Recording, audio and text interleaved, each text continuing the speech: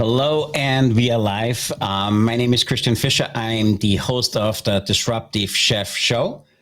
Thanks for tuning in on this beautiful Monday. We have an amazing chef for you today, and there's a few things he does different you need to adapt. Let's get started.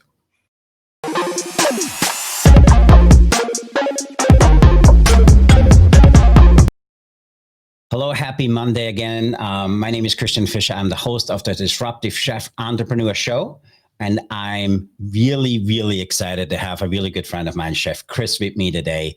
Not only is he an amazing human being, an award-winning chef, an award-winning culinary leader, he's a visionary. He loves sustainability, and he's probably one of the best. He's a sustainability strategist, and he is also a leadership coach, besides being an amazing chef. So, Chef Chris, welcome to the show. Thank you. Thank you. Appreciate it, Chef. Thanks so much for having me. It's really an honor. And I think we've been able to chat a little bit. I think what you're doing is amazing. So thank you. So I want to have our audience learn a little bit more about you. So give us a few minutes, Cliff Note. Who is Chef Chris? How did you come to be? And you'll leave the details of the parents out. But just what makes you do what you do? And how do you become as successful as you are in the things you do? So the floor is yours. Okay, so I'm going to give you I will give you the quick version, but start really young. I grew up in an Italian American household. My great grandmother was an incredible cook, and honestly, spoke very little English when I met her. But just watching the alchemy that was going on in the kitchen, I wanted to try and figure out how to do that. And I'm talking young, Christian. I'm talking 5, 6 years old, trying to figure out the things that would come out of that kitchen. My God, man. So I was really intrigued about cooking, but I always had this kind of duality, this dual path of about the same time my parents threw a piece of clay in my hand, right? Little plasticine clay. So I started looking at the world and really, from a food and art background, just saying, well, everything around me is malleable, right? I can affect, I can change, I can shape things around me. And it was a good lesson early on because, much of what children are trying to do is figure out the world, but I was trying to figure out the world, but how to break it and then build it into something I wanted it to look like. Was able to start cooking really young at a family friend's restaurant. And it was completely illegal when I started, but that was then. I think the statute of limitations is over now. But we were able to, I was really able to get in the kitchen, start doing some prep cooking, start understanding, how to do what I've been doing at home at that point on a professional level or semi-professional at very least. I'm sure I ruined more things than I was able to create, but that's 14 years old. I was a really shitty student in high school. As you can imagine, I used a different part of my brain than they were teaching. I was not into the regurgitation of facts back to people and trying to remember them for a small period of time and then get tested on it. So I actually found culinary through a vocational class that I was taking during high school, and it completely changed the game. So much so that I was, cooking at this restaurant, doing really stupid things, probably smoking my paycheck, things like that young chefs do. And when I found this class, I went from a D student to an A. And it was half of my day in a vocational school, learning the fundamentals of cooking, and then the other half still going back to school. And I'll tell you, when I graduated, Kristen, I had to sit and just make up time because I had skipped so many of my normal classes Um, yeah, I don't know if it's the best case scenario to send somebody away from school because they're not going to come back. But as I went through that, as I went and finished my high school, I decided that I really want to give fine arts a shot. I went to get my bachelor's degree in fine arts and sculpture. Again, really having this duality. I ended up quitting school in order to go open a restaurant as the opening chef, as the consulting chef, or whatever at that point. Went back to cooking after, went back to art a few years later, finished my degree, came back out, and just hit the ground running as far as restaurants and what have you. I think when you and I met, I had been cooking for a good number of years, but man, I've done everything from restaurants to grocery, organic, all natural, things of that nature. Wholesale, just approaching it from every angle and trying to understand every angle, even hotels in there. But it's always been one of those things where I still look at it like, manipulation of either the systems or either the food or the flavor or, sustainability, in my opinion, is really it's just micro changes, micro shifts. Again, that's going to be a theme we're probably going to talk about a lot. Yeah. I just love your background. And if there's any new aspiring students listening to this podcast, do not do what he talked about. Do not smoke your paycheck, some of the other things. So make sure we do it. But for me, what I love about you're looking at not just the culinary world, but the whole sustainability around that. So for me, as that culinary visionary leader you are, what inspired you to explore that intersection of culinary sustainability and leadership? Sure. Yeah, that's great. Great question. I mean, I was actually when my wife and I moved to the Carolinas. I had just come from working as a executive chef de cuisine at a large resort. So I had the background of formal cooking, almost brigade style. I was like, okay, well that's great. I can utilize that in my career going forward. But I started working for a all natural organic grocery chain in the Carolinas. I was their culinary specialist. So, and I've said this joke so many times, I'm still going to say it because I think it works. But my job was to teach people about the ingredients. So I was I was teaching people, and we're talking like 2006, teaching people about quinoa before it was cool, right? Before anybody even knew what quinoa was, before it blew up. But that was, I really started just spinning products around and reading where did this thing come from? Where I think that everything, and this is, grown in popularity as the years went on, but I think, the whole concept of farm to table and what have you really was an amazing movement. And that was kind of the eyes opening of chefs and our industry, but it goes so much further than that. It's, regenerative agriculture. It's things where not just where is it grown or where does it come from, but why is it grown? How is it grown? And I love that about you, because for a lot of chefs, sustainability is part of the job, something I check off. Yeah. And for you, it's more than that. For you, it's a lifestyle. That's right. So how do you explain that culinary sustainability, who's somebody who knows they need to do it because it's required, or our clients are looking for it. For me, what I admire about you, and you are my mentor in this, for you, it's secondary. For you, it's a lifestyle. And I always admire that about you, because for you, it comes so natural. For me, it's work. So how do you explain to somebody in the industry to do that? Because for me, it was always, oh crap, we got to do sustainability. Oh my God, how are we going to do it? And talking to you, you look at it is totally different.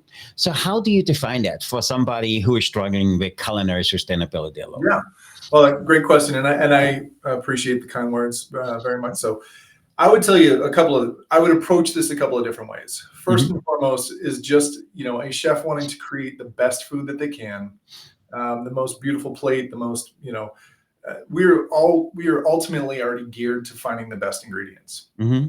So if the best ingredients from a sustainability standpoint, if I gave you, right, a tomato that was grown in a hothouse in January versus one that was, beautiful and perfect and in the dead of August, I know which one you would pick. It doesn't even matter if there's like, small black spots or what have you. It's about flavor, it's about color, it's about texture and that. So why would we change that perspective at all? Looking at ingredients across the board.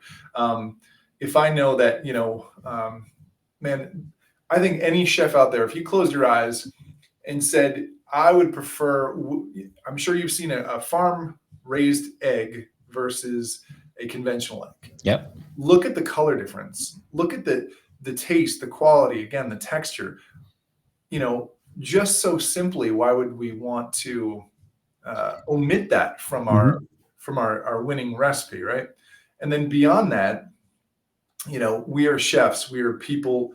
Mm-hmm. And I know there's a lot of folks that say, the chef's usually in the back, the back of the kitchen, trying to avoid people, but that's not true. I mean, we all get into this to fulfill something, whether it's feeding people or feeding our creativity, but even that creativity is to, release it out into the world and get other people involved in your life, in your take. We're, ultimately, ultimately going through this experience and everything is kind of filtered through us. So if a chef is just saying, I want to make the best food possible, that is the filter coming through them. Yeah. Just to finish that quickly, I would just say, so from a just ingredient standpoint, I want to do the best for ingredients, all the way to, I want to do the best thing for the planet that I'm going to, the people that I love, or the next generation, or what have you. But I also want to do it for my guests. I also want to do it for the people eating my food. Yeah. There's so many, levels to that, but that's the quick answer. No, I absolutely love that. And for me, I love that you promoted sustainability before it was sexy. Okay. And you probably received a lot of pushback in the beginning. And as with any endeavor, getting that pushback, there's a few people which give up. You never did.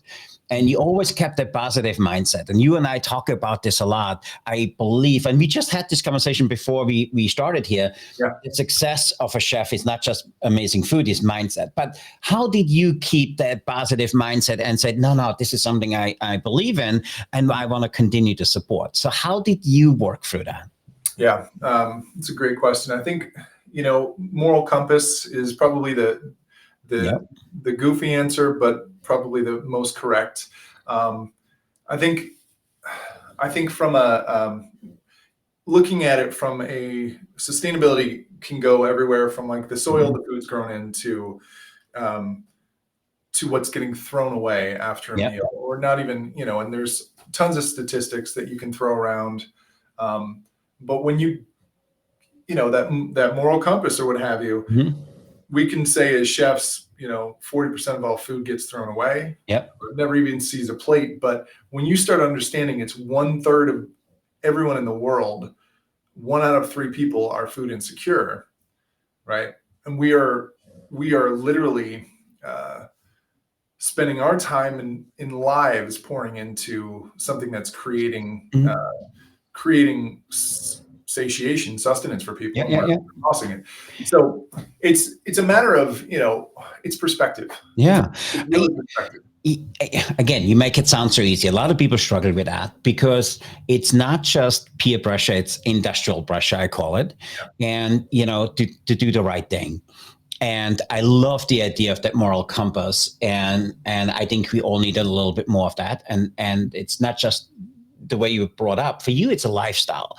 And there's a lot of chefs out there struggling with that. So for me, what do you believe is a key benefit of having that positive mindset? And you went through some horrific stuff in your personal life, not just in your professional career. Sure. And every time I talk to you, I met the same person. For me, what is really inspiring is you are always the same guy. If you were under pressure, all the stuff you had going on in your personal life, you had a very demanding job. How do you talk to us. What is a key benefit of having that positive mindset? And if somebody's struggling with something, is there maybe a tool, a tip, or trick which helped you get through that? Because I believe our listeners would love to hear about this, because our industry is not a very healthy industry. It's not just from the pressures and stuff we have. There's so many things coming at you, and a lot of chefs, give up. So talk to us a little bit how you work through that in your personal life, in your career, and maybe what are some of the tips and tricks you use, and share this with our audience. Sure, absolutely, Christian. So ultimately, Chef, what you're talking about is, the power of a positive mindset, right? And that positivity and a growth mindset are not an accident, right? It is something you literally have to cultivate. And I will tell you, when you get busy and you forget to do things in order to put yourself back into that place of inspiration, it's kind of like brushing your teeth. You have to do it daily. You have to do it in order to reap the benefits. So, it's not something you can do once and walk away from. But we talked about perspective. We talked about, that kind of moral compass or what have you, but it's ultimately optimism, right? It's optimism at the end of the day that you can do things, you can make a difference. We are influencers, specifically chefs, in our roles, whether we're just hitting the button to order that product or we are trying to, bring ingredients and flavors to people. I think all of that is, the mindset goes into your ability to creatively solve problems. You're able to feel like you have just an improved overall outlook on how things are able to move and change and what your role is in that. A lot of people feel stuck. And we were talking about this before, before we jumped on here, but a lot of people feel like, they're stuck in a place, and I love that. Absolutely true. We talk not just, we see it a lot. I mean, still in today's position, you manage multiple locations, and you probably see it all the time. Yeah, absolutely. Well, yeah, I mean, I will give you some, again, throw around facts and figures, but I'm going to give you just some quick things that I always remember. Like, if you ask me what would be the top few things, that you would want to keep in mind in order to kind of shift your state, right? And people talk about shifting your state quite a bit. Tony Robbins, right? Lewis Howes, all of those folks. And there really is something to it. But first off, just the word fear, right? If we start looking at the word fear, which is ultimately, and I can go down the rabbit hole on this, brother, but so forgive me if I do, but fear is ultimately, your body's response to something that it believes that may happen. And 85% of everything that you're worried about right now is never going to happen in a million years. Right? But your body is trained literally from a physical standpoint to start releasing endorphins, to start imagining that fear. The same thing is true of imagining your future being positive. If you start thinking about it from that standpoint, that if you're putting all this time and energy into worry, into ultimately imagining all the ways that something is gonna blow up in your face, guess what? That's where your head's going to be. That's where you're going to be going. And if you imagine an outcome that's going to be positive, that's going to be optimal, this really does go back to just staying inspired. How do you stay inspired? I love that. I had a conversation with a really good friend of mine, and we having this very same conversation, and he went through a lot of stuff. And I always said, how do you get yourself out of it? He says, it's easy. I never get myself into it. I said, tell me more. And he said, if something happens to me right now, he says, I sit there and I said, hey, is this going to matter 5 years from now? That's right. And he says, it doesn't matter 5 years from now. So why does it matter today? And for me, it's so simple, but for me, it was like, oh my God, I love that. I will use this in something else. And we also talked about, the people you have around you. And we are the combined average of the people we spend most of the time with. Right. And Yep. for me, I always categorize my friend. If I need somebody who feels bad for me, I know who to call. If I need somebody who picks me up and makes me laugh, I know who to call. If I need inspiration, I know who to call. And for me, just being actively aware of that, for me, changed a lot of it because, I think just what it is. And so you went through all of these things. So talk to me a little bit in your journey. There's some obstacles and setbacks you had. How Sure. did you navigate through that? And, you have that sense of resilience and determination. So talk to us a little bit. How do you work through it? Yeah, I mean, number one, I think it's easy when it's not easy, but it's necessary when you're in a situation where you only have one way to move, right?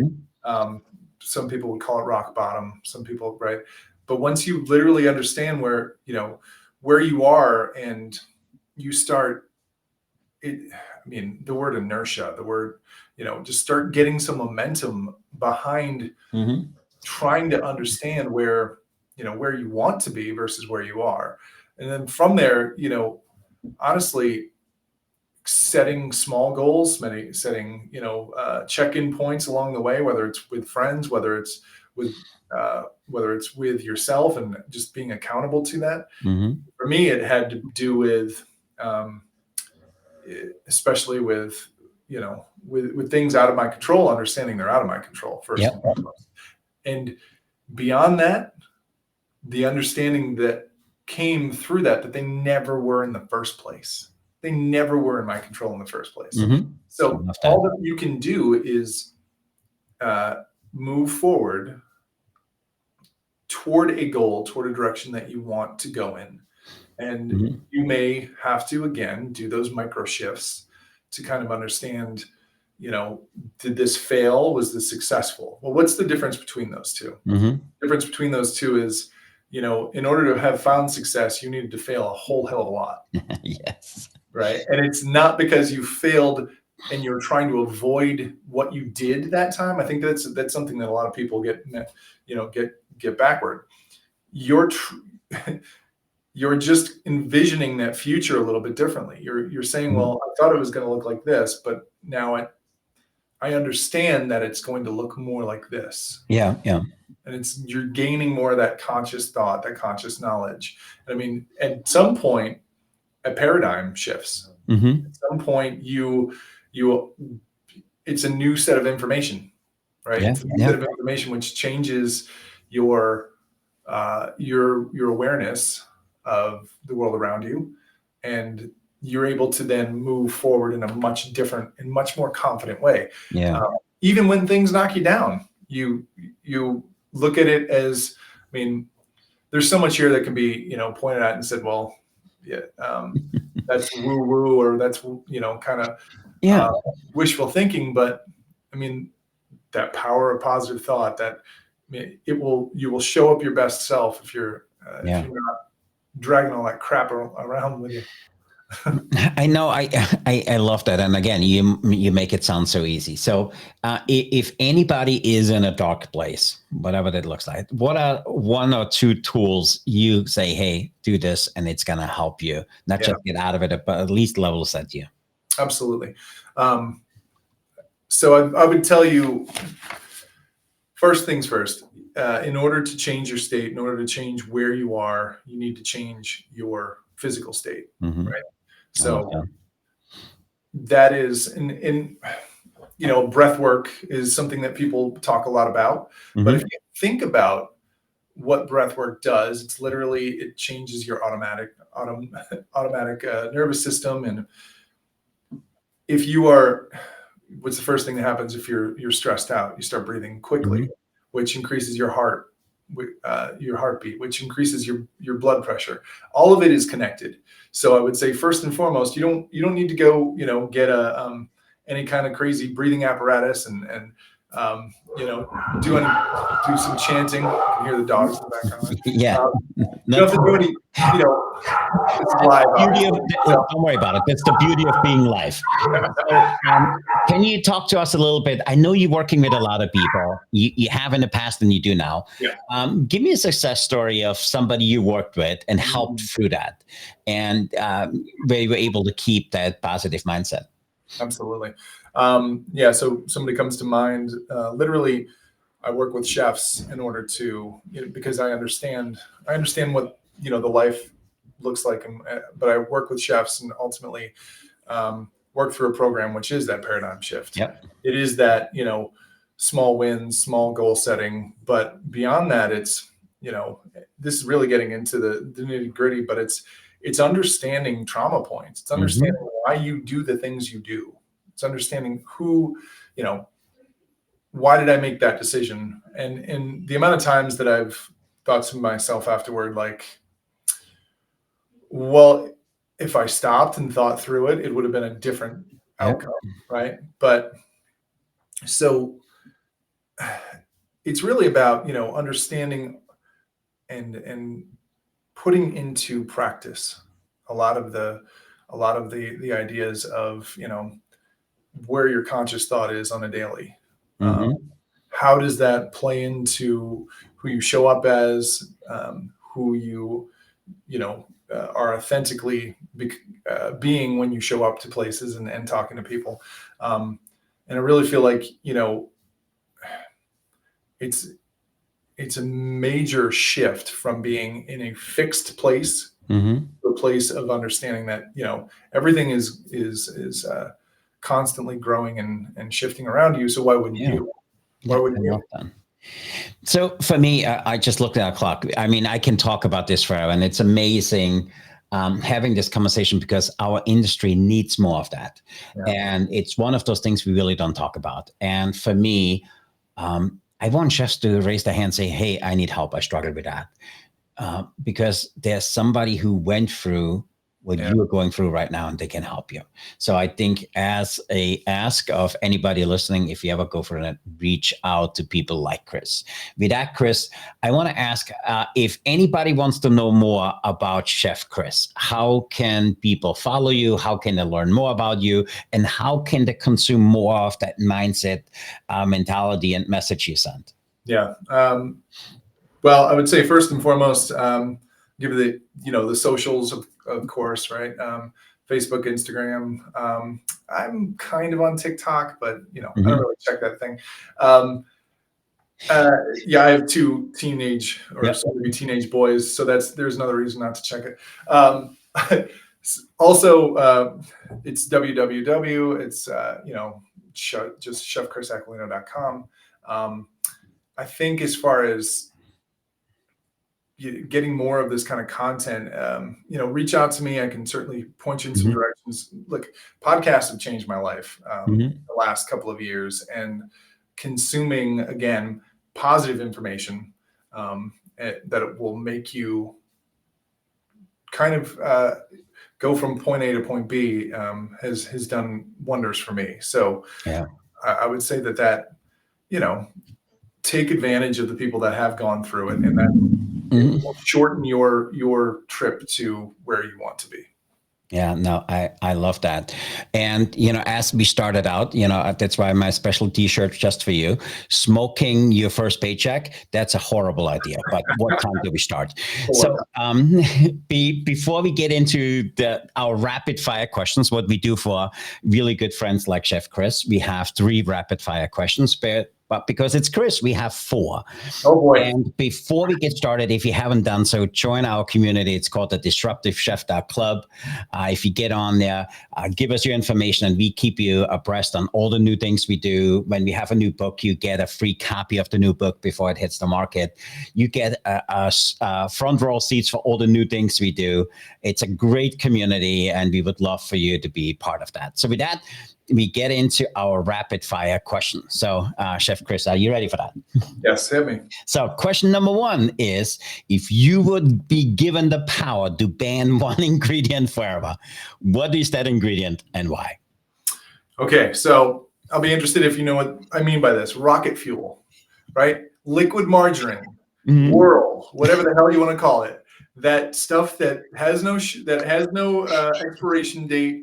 I don't know where it came from. I don't know why it's in kitchens, but it needs to get the hell out. There's a few people very mad about you because I can't believe it's butter is amazing. Question number 2. Have you ever created a dish, a concept where everything you did, it just went absolutely wrong, but it turned out perfectly? What was it and why? That's a really hard one because I feel like most of the stuff that I've created that's turned out horribly has turned out horribly. But if I had to think about it, I would say maybe the years back I did a kind of like a really ill-advised kind of meal home replacement project concept, and despite 50,000 bumps in the road, like the recipes were pretty damn good. I don't think we sold many, but anyway, I would go there. Yeah. That's awesome. So question number 3 is, what is a kitchen tool or gadget which is way overrated? Way overrated. Probably a potato masher. Why? Just use a whisk. I mean, honestly, you got a unitasker. Ditch the unitasker. The whisk can do it all. Now, a lot of people use the potato masher as a weapon, so it makes a really good thing if the sous chef doesn't do what they want to do. Yeah. So our special question number 4. And we started the conversation out like that. If we give Chef Chris clay today, what would you do with your clay today? Oh, good question. It would be somewhat inappropriate first, just because. I mean, after dark, a whole separate show. Yeah, exactly. Just because you got to make sure that it works, and then I likely would. I don't know. I likely would just make some little friends to hang out here in the office with me. No, that smush them all back together at the end of the day and start over.